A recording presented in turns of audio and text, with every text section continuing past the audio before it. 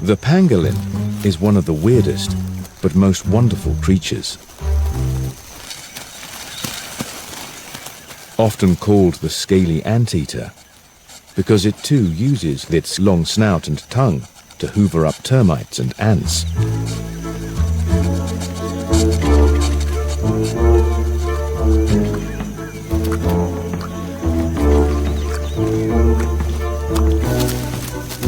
But though it lives like an anteater, and with its scaly body looks a bit like an armadillo, it's not related to either.